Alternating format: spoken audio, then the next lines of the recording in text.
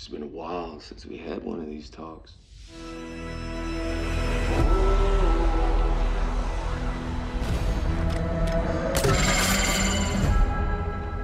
My wife is my choice. My daughter is my choice. My life is my choice. It's been so long. Look in my eyes, sir. You tell me.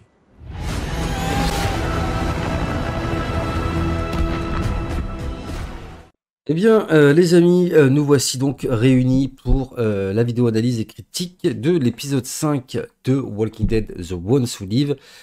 Un épisode, hein, comme je l'ai dit dans ma vidéo réaction, qui est pour moi pas forcément le meilleur des 5 premiers épisodes que l'on a eu. Déjà l'épisode 4, je le trouvais très intéressant, mais c'est vrai qu'il était un peu mou. Je trouvais qu'il y avait beaucoup de... Ouais, c'était beaucoup du blabla, du dialogue, etc. Et que l'intrigue, malheureusement, n'avançait pas des masses. Là, c'est un petit peu similaire, c'est-à-dire que ça avance, mais très doucement. J'ai encore une fois beaucoup de mal à me demander comment ça peut, enfin, comment on peut conclure l'arc de Rick et Michonne dans ce spin-off dans une seule et même saison. J'ai beaucoup de mal à me demander comment il n'est pas possible de faire une deuxième saison. Ou alors il y aura autre chose derrière, ce serait peut-être pas Once Who Live, mais autre chose. Enfin, pour l'instant, j'arrive pas à imaginer comment ça peut finir. Cet épisode, bien évidemment, on va suivre Rick et Michonne qui essayent donc de rentrer à Alexandria. Ils vont faire la rencontre de 3 personnages un peu chelous, hein. Enfin, tu sens vraiment d'entrée que c'est pas des personnages qui vont être potes avec eux. D'ailleurs, c'est ce qui se passe, hein. Ils vont de suite les braquer. Et puis Rick et Michonne vont les laisser partir. Puis au final, on se rendra compte qu'ils vont revenir d'une manière un petit peu, un peu improbable. C'est-à-dire que voilà, Jadis va finir par les retrouver. Alors, la manière dont elle les retrouve, c'est assez chelou parce qu'elle les retrouve. Parce qu'il trouve des pâtes à un moment donné, des espèces de nouilles chinoises. Puis Rick doit balancer les emballages par la fenêtre ou un truc comme ça, et puis elle les retrouve comme ça en fait, hein.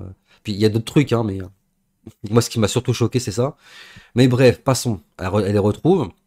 Et donc forcément, moi j'avais des craintes tout au long de cet épisode, c'était que, comme je l'évoquais dans l'épisode précédent, qu'il y ait la mort d'un des deux personnages. C'est-à-dire que soit Rick, soit Michonne pouvaient y passer. Alors c'est vrai que, globalement, j'ai beaucoup de mal quand même à imaginer Rick mourir dans ce spin-off.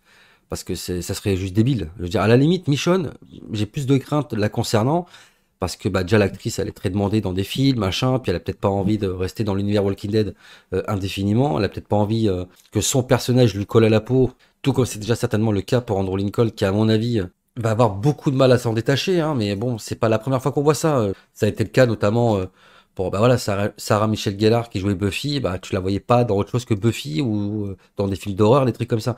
Il y a des personnages comme ça qui te collent à la peau. Je pourrais également parler de Daniel Radcliffe avec le rôle d'Harry Potter, mais il y a plein de cas comme ça. Donc d'un côté, je me dis, les fans ont attendu tant d'années pour les voir revenir. C'était pour les dézinguer comme ça au bout de 4 épisodes. Je vois pas l'intérêt. C'est ça qui fait que ça me pose problème et que j'ai du mal à y croire. Mais de l'autre côté, c'est AMC, quoi. Ils sont capables de tout, quoi. Et donc c'est ça qui me fait peur. Et c'est vrai que tout au long de l'épisode, je sais pas si ça s'est vraiment ressenti, mais j'avais ce stress permanent de me dire à tout moment Jadis elle peut débarquer et faire une dinguerie. Et je vous avouerai que quand Jadis les retrouve dans cette espèce de chalet, alors je sais pas trop ce que c'est, ça a l'air d'être un motel, mais à la fois il y a une boutique souvenir et tout, donc je sais pas trop ce que c'est. Je pense que c'est un petit peu les deux d'ailleurs. Donc elle les retrouve, ils sont dans le lit et tout, et puis elle les braque. Et je sais pas pourquoi j'ai eu cette image en fait désolé de spoiler les comics, mais j'ai eu cette image de la mort de Rick dans les comics, où il est justement dans son lit avec sa main amputée, etc. Et il se fait buter comme une merde d'ailleurs par Sebastian Milton. Et ben j'ai eu cette image-là, j'ai eu cette espèce de flash et je me suis dit putain, elle va faire une dinguerie, elle va tirer dans le lit et il y a un des deux personnages qui va y rester quoi. Et heureusement pour nous, et j'ai envie de dire tant mieux, j'ai envie de dire tant mieux, mais Jadis, elle va leur tirer dessus alors qu'ils sont attachés, hein, je le rappelle, et elle va complètement les louper. Alors c'est vrai que il y a plein de trucs comme ça dans l'épisode qui m'ont fait d'ailleurs sortir de l'épisode où c'est vraiment what the fuck quoi. C'est-à-dire que la meuf elle est quand même assez entraînée, elle fait partie de la CRM, elle a quand même un poste haut placé, elle a quand même survécu pendant des années et elle n'arrive pas à les buter, elle n'arrive pas à buter 2 personnes qui sont sur un lit, les mains attachées dans le dos quoi. Mais je vous avoue que j'ai un peu du mal à comprendre comment c'est possible. Mais bon, bref. Rick et Michonne vont réussir à se sortir de ce pétrin. Jadis va s'enfuir, non sans mal, parce qu'on voit qu'elle est blessée, on voit qu'elle est mal, quoi. elle réussit à se barrer, et donc, elle va finir par tomber par nos trois valeureux personnages qu'on a rencontrés plus tôt, et qui vont s'associer avec Jadis, quoi, tout simplement pour... J'avais imaginé la ramener au CRM, mais c'est pas tellement le cas, parce qu'en fait, ils vont tendre une espèce de piège assez bidon à Rick et Michonne. D'ailleurs, j'ai pas compris, en fait, pourquoi elle part pas sur son idée de départ, c'est-à-dire de se faire ramener à la CRM par les trois personnages. Je pense que il y aurait eu plus d'impact, en fait, que Rick et Michonne partent à leur poursuite, plutôt que d'essayer de tendre un piège à Rick et Michonne dans cette espèce de chalet perdu dans les bois, là. Mais bon, bref. En fait, les trois personnages, c'est vrai que je me suis demandé, mais c'était qui? Pourquoi les faire venir? Parce on a l'habitude, en fait, dans Walking Dead, de faire venir des personnages un peu basiques comme ça, tu vois, qui sont là, et puis au final, quand tu les revois, c'est parce que ils sont morts ou je ne sais quoi.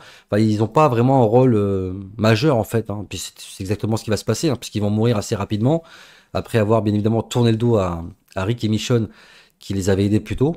Hein. Enfin bon, ça, je suis même pas surpris parce que c'est... Encore une fois, ça aussi, ça arrive tellement dans la série, et puis Jadis, heureusement, finira par mourir. Alors, elle va mourir, mais vraiment, je l'ai dit, mais c'est tellement bêtement, en fait. Ça, c'est pareil, ça fait partie des trucs what the fuck dans l'épisode que j'ai pas compris.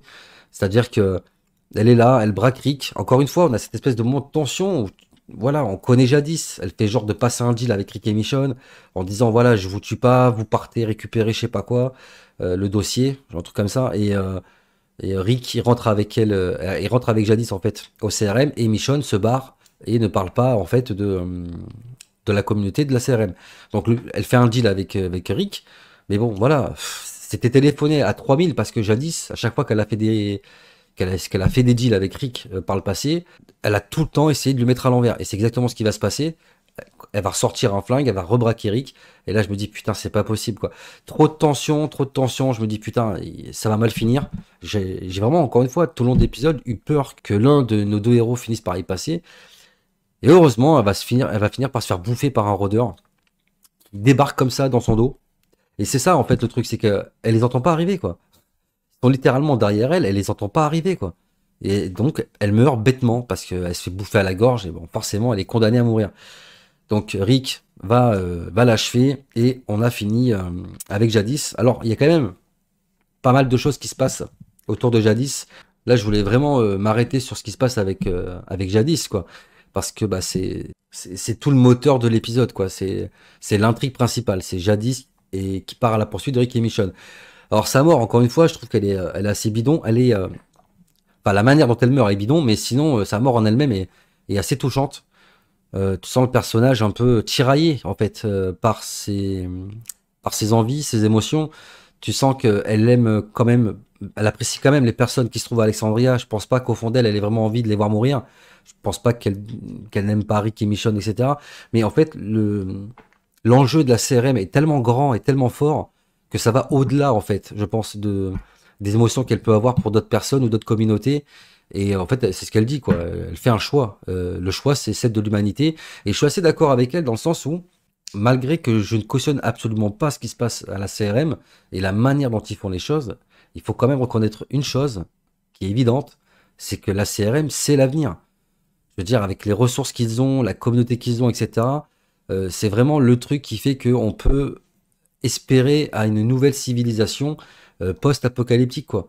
Et je pense que c'est pour ça que Jadis elle est tiraillée par ces deux choses-là. Et malheureusement, il faut faire un choix, et le choix, c'est la CRM. Donc je pense que même si elle va faire des choses qui sont assez dures quand même, on va pas se mentir, c'est pas évident pour elle, quoi. Et elle le fait pas avec gaieté de cœur. Mais pour elle, elle n'a pas le choix. Et je pense que c'est ça le truc, c'est que tout me laisse penser que Rick et Michonne vont aussi aller vers cette voie-là. Mais avant de revenir sur ce que je pense vraiment de comment ça peut se finir par rapport à Rick et Michonne et par rapport à ce spin-off, il faut que je revienne également sur un des points principaux de cet épisode, c'est le retour d'un de nos personnages que l'on a connu pendant des années dans Walking Dead. Et ce personnage-là, contre toute attente, c'est le Père Gabriel. Alors c'est vrai que d'un côté, je comprends pourquoi on fait revenir Père Gabriel par rapport à tout l'aspect émotionnel et sur le côté et sur le lien qu'il peut y avoir entre les deux personnages que sont Jadis et bien évidemment Gabriel. Par contre, c'est vrai que je comprends pas pourquoi le faire revenir. Très sincèrement, enfin, c'est quoi l'intérêt et le but en fait, de le faire revenir. À part pour nous faire comprendre quoi? Que Jadis et Gabriel se revoient de temps en temps. Apparemment, de ce que j'ai compris, ils se revoient régulièrement une fois par an, au même endroit, pour se raconter des histoires, machin, voilà, sur ce que qui devient qui, enfin, sur ce que devient la communauté de son côté, et sur ce que devient Jadis. Alors, Jadis, bien évidemment, ne peut pas, bien évidemment, trop évoquer de choses par rapport à sa communauté.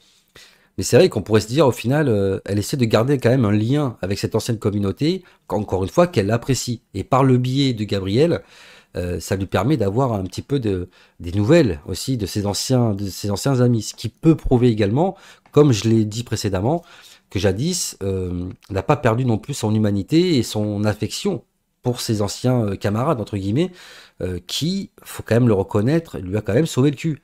Donc c'est compliqué. Voilà, encore une fois, je pense que c'est très compliqué pour Jadis de peser le pour et le contre. Je pense qu'elle, ce qu'elle veut, c'est juste les préserver, mais tout en continuant ses objectifs au sein de la CRM. Donc c'est vrai que c'est compliqué quand tu as des personnages comme Rick et Michonne qui arrivent à la CRM et qui essaient de foutre le bordel. Voilà, ça devient compliqué pour elle. Mais encore une fois, voilà, ils se voient, ils se parlent, machin, etc. Elle lui file l'espèce de bague que Rick devait donner à Michonne pour l'épouser, je sais pas quoi. Elle lui refait le coup de je vais te tuer, puis en fait non, bah, pour nous montrer que bah, malgré ses airs de dur et de prête à tout, elle reste quand même humaine. Jadis, au fond d'elle, elle reste Anne. Voilà, c'est un peu Dr. Jekyll et Mr. Hyde, hein, ce personnage. Hein. T'as son côté sombre qui serait incarné par Jadis et son côté un peu plus humain, quoi, qui serait incarné par Anne, quoi.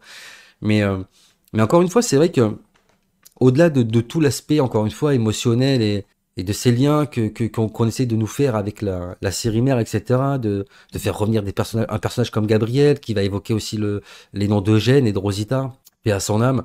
Voilà, des flashbacks avec le moment où jadis elle est au sein de sa communauté, chez les éboueurs, etc. Bref, c'est bien en fait de nous rappeler un petit peu tous ces souvenirs-là. Encore une fois, j'ai pas compris le but. Parce qu'on voit au tout début de l'épisode, d'ailleurs l'épisode commence comme ça, Gabriel est dans la forêt, très certainement qu'il attend après Jadis, et il entend un hélicoptère qui passe au-dessus de lui, et on voit qu'il se met à prier, comme si il avait peur en fait.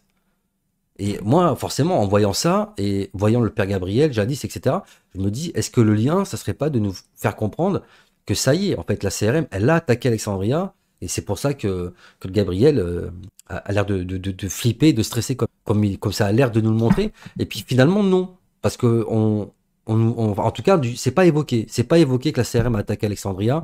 Et d'ailleurs, dans le final, ça finit un petit peu comme ça a commencé. C'est-à-dire qu'on a le père Gabriel qui va retrouver Jadis, sauf que Jadis, elle est morte.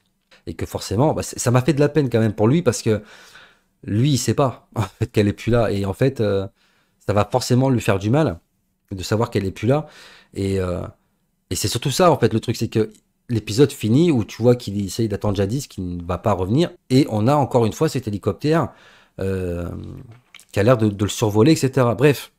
Et tout ça, en fait, ça m'amène à me dire, mais c'est quoi le but? Voilà, c'est quoi le but? Parce qu'Alexandria, même si elle est évoquée, à aucun moment on nous fait évoquer une attaque quelconque de la part du CRM sur Alexandria.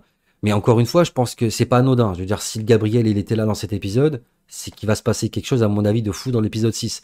Et l'épisode 6, c'est justement pour conclure, là où je veux en venir, qu'est-ce qui va se passer? Qu'est-ce qui va concrètement se passer dans cet épisode 6? Parce que, honnêtement, moi j'avais espoir que Rick et Michonne peut-être rentrent à Alexandria. Ça aurait pu faire lien au final avec ce qui se passe dans cet épisode, avec une possible attaque d'Alexandria, etc. Parce que Rick et Michonne étant partis, Jadis étant découvert morte, peut-être que Bill avait des connaissances, etc. Par rapport à Alexandria et qui déciderait d'attaquer en représailles de la mort de Jadis. Et ce qui nous teaserait dans l'épisode 6, une potentielle guerre à venir entre toutes nos communautés, que nous on connaît, de nos héros, contre la CRM.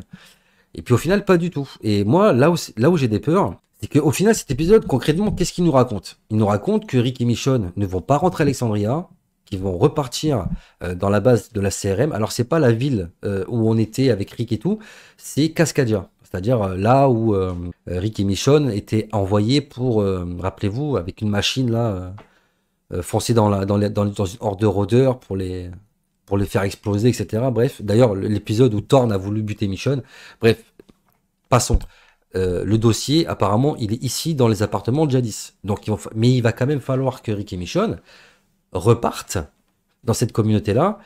Euh, alors, je sais pas trop comment ça va se passer parce que Rick, de ce que je comprends, lui, il va se montrer. C'est-à-dire qu'il va montrer qu'il est revenu, qu'il a survécu au crash de l'hélicoptère, etc. Mais Michonne, je pense qu'elle va plus être là en soum-soum. C'est-à-dire, elle va certainement avoir un costume de la CRM et essayer de se faufiler un petit peu de manière furtive au sein de la communauté. Mais le problème, c'est que Rick, lui, il va devoir se montrer. Alors, comment il fait pour repartir après? Vous voyez ce que je veux dire? Alors, parce qu'on pourrait simplement croire que Rick et Michonne vont juste à la Cascadia, prendre le dossier, le détruire et partir. Mais on fait quoi après? C'est-à-dire qu'ils repartent à Alexandria, mais comment on fait avec la CRM, Bill, la menace que ça représente, etc. Vous voyez ce que je veux dire? Donc moi, ce que je pense, c'est qu'ils vont effectivement repartir là-bas, et qu'une fois là-bas, ils vont, comme je l'avais évoqué dans la théorie sur combattre la CRM, ce que je vous conseille d'aller voir si vous l'avez pas vu, mais au final, qu'est-ce qui va se passer? C'est que bah, Rick et Michonne, ils vont, je pense, se servir de l'espèce de grosse réunion de tous les chefs d'état-major qui vont être réunis pour essayer de faire tomber Bill et prendre, entre guillemets, faire un putsch au sein de la CRM pour en prendre le contrôle et possiblement que la grosse réunion, et c'est ça ça me fait chier, hein, vraiment, j'espère que ça va pas être ça, mais du coup, on aurait la grosse réunion qui serait à la CRM, en fait, où toutes les communautés se réuniraient bah, là-bas, quoi. Et on n'aurait pas de guerre. C'est ça que ça veut dire, c'est qu'on n'aurait pas de grande guerre euh, comme on l'espérait peut-être contre la CRM. Je sais pas. Franchement, parce que honnêtement, vous voulez que ça se termine. Comment voulez-vous que ça se passe autrement dans l'épisode 6? Comment? En sachant que personne ne sait où ils sont. Enfin, personne ne sait où sont Rick et Michonne. Donc on peut pas juste évoquer que Rick et Michonne soient là-bas et qu'ils soient juste prisonniers ou je sais pas quoi. Enfin, ou alors il faut qu'il y ait une saison 2. De toute façon, il n'y a pas 36 solutions. C'est ou ça merde totale dans l'épisode 6 et ça nous tease une saison 2. Soit on peut, hein, concrètement, comme je viens de l'évoquer, on peut très bien conclure l'arc du CRM dans cet épisode 6. Mais honnêtement, je pense que ouais, non, je pense que les gens seraient énormément déçus s'ils font ça, hein. Honnêtement. Et moi, le premier, hein, là, c'est une théorie que je vous fais, hein. Le problème, c'est que dans l'idée, la théorie peut être plausible, mais dans les faits, s'ils font ça, c'est vraiment une grosse douille, hein. C'est vraiment une grosse douille. Déjà parce que la CRM, on l'a très peu vue, on les a pas vraiment vus à l'action. Il manque beaucoup de choses, en fait, hein.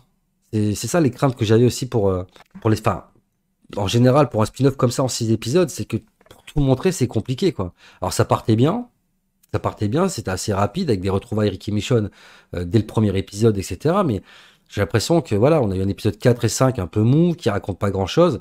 Et au final, j'ai peur que ça se ressente dans cet épisode 6, hein. Honnêtement, je sais pas, les amis, hein. La seule réponse, ça sera la semaine prochaine avec l'épisode 6, hein. Mais honnêtement, j'ai un peu peur quand même de comment ça peut finir. J'ai vraiment très peur. Honnêtement, les amis, qu'est-ce que vous en pensez?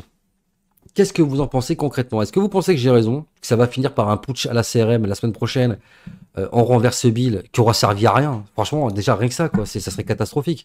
On aurait très peu vu le Bill. Moi, je pense que ce qui serait bien, c'est que ça parte en couille dans l'épisode 6, qu'on se rend compte que soit le dossier n'existe pas, parce qu'il y a ça aussi qu'on pourrait évoquer, hein. Jadis, elle a très bien pu leur mentir avec ce dossier. Ça se trouve, depuis le départ, il n'y a pas de dossier. Elle dit ça, voilà, parce que Jadis, c'est une manipulatrice, hein. On le voit notamment, encore une fois, avec... on a un deal, ouais, ouais. Puis l'instant d'après, j'essaie de te buter, ou je retourne ma veste et je passe à l'ennemi.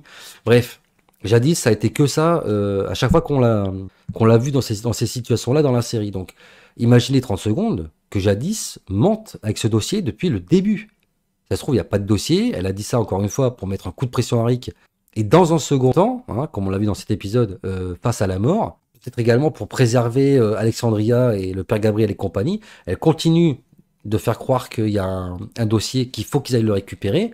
Parce que, en tablant sur l'éventualité que si Rick repart avec Michonne là-bas, ils pourront plus repartir. Et dans tous les cas, je sais pas si vous comprenez où je veux en venir, mais elle tient un peu par les burnes, quoi, avec ce dossier. Parce que même si elle détruit, parce que honnêtement, même s'il y a un dossier qui existe vraiment et qui le détruise, qu'est-ce que ça change? Parce que moi, je suis pas persuadé que Bill est pas déjà au courant de pas mal de choses. Peut-être qu'il a même déjà trouvé le dossier. Enfin, je sais pas, on peut tout envisager. Et je trouve ça juste un peu gros qui débarque là-bas, qui pète le dossier et puis qui rentre chez eux. Parce que dans tous les cas, même Michonne l'a évoqué, la grosse réunion. Elle a évoqué cette réunion et elle a évoqué qu'une fois là-bas, il s'occuperait du CRM. Donc, Et c'est même pas une théorie que je suis en train de faire, c'est clairement ce qui a été dit par Michonne dans cet épisode. Et pour moi, c'est ce qui va se passer dans l'épisode 6. Ils vont pas juste retourner à la CRM pour prendre le dossier, détruire les preuves et se barrer. Non, non. Ils vont profiter d'être à la CRM. Très certainement qu'ils vont essayer de se faire aider par Thorne ou par Esteban. Enfin bref, je sais pas comment ça va se passer. Pour essayer de faire tomber Bill et de le mettre face à toutes ces malversations qu'il a pu commettre dans le dos des autres chefs des autres communautés, en espérant, enfin en tablant sur l'espérance que ça suffise, en fait, à prendre le pouvoir et le contrôle de la CRM, du moins suffisamment pour qu'on puisse faire venir des gens de cette communauté sans qu'on ait besoin de les bombarder à coups de gaz toxiques ou je ne sais quoi, vous voyez. Donc je sais pas, moi j'ai vraiment peur que on finisse l'arc du CRM avec l'épisode 6 et que il y ait d'autres spin-offs par la suite qui soient amenés pour faire justement retrouver tout le monde et les amener à la CRM. Dans tous les cas, quoi qu'il en soit, il y a une certitude, c'est que l'univers de Walking Dead, pour moi en tout cas, ne se finira pas au Commonwealth, mais se finira à la CRM. Bref, les amis, je ne sais pas ce que vous avez pensé de cet épisode, quels sont vos avis, vos théories, vos analyses, mais en tout cas, moi, j'ai très peur qu'on soit assez déçus avec ce final, parce qu'honnêtement, si on termine comme ça, je pense que ça va pas beaucoup plaire aux gens, et que franchement, s'il n'y a pas une saison 2 pour amener plus d'enjeux, plus de choses, on va dire concrètement, et puis surtout qu'il y ait une guerre, quoi, parce que je vois pas l'intérêt. Même si c'est vrai que, techniquement parlant, une guerre contre la CRM serait compliquée pour nos héros, mais à quoi bon? À quoi bon? Après, peut-être pas, hein, peut-être que c'était aussi la raison, voilà, les acteurs Andrew Lincoln et Danai Gurira ont très bien pu dire, ok, on revient, parce que bon, s'ils avaient quitté la série, c'est parce que peut-être ça les saoulait un petit peu, qu'ils avaient envie d'autre chose, et peut-être qu'ils se disent, bon, ok, on revient, mais pas pour 100 ans, quoi. On fait un truc vite fait et terminé. Écoutez, les amis, moi, je veux pas vous faire peur, je veux pas vous mettre des craintes, mais c'est vrai que j'ai un peu peur. Je vous cache pas que j'ai peur. Je vais pas non plus épiloguer pendant 50 ans, je pense que vous avez compris où je veux en venir, mais j'aimerais quand même avoir votre avis dans l'espace commentaire de cette vidéo, les amis. Dites-moi ce que vous avez pensé de cet épisode, quelles sont vos craintes, quels sont vos doutes, comment vous imaginez le final de cet épisode. Est-ce que vous pensez à une saison 2 ou pas? Enfin, bref, lâchez-vous dans l'espace commentaire de la vidéo, j'ai très hâte de vous lire et de vous répondre, comme d'habitude. La vidéo est à présent terminée, les amis. Si elle vous a plu, je vous invite à vous abonner à la chaîne si vous ne l'êtes pas déjà. Lâchez votre plus beau pouce bleu sur la vidéo afin de montrer votre soutien à la chaîne. Vous pouvez me suivre sur tous les réseaux sociaux dont les liens sont disponibles en description de la vidéo. Et n'oubliez pas d'actionner la cloche des notifications pour ne pas rater les prochaines sorties vidéo sur la chaîne. Donc voilà les amis, je vous dis à très bientôt pour de prochaines vidéos. D'ici là, portez-vous bien, prenez soin de vous et des autres. À la prochaine. Big up.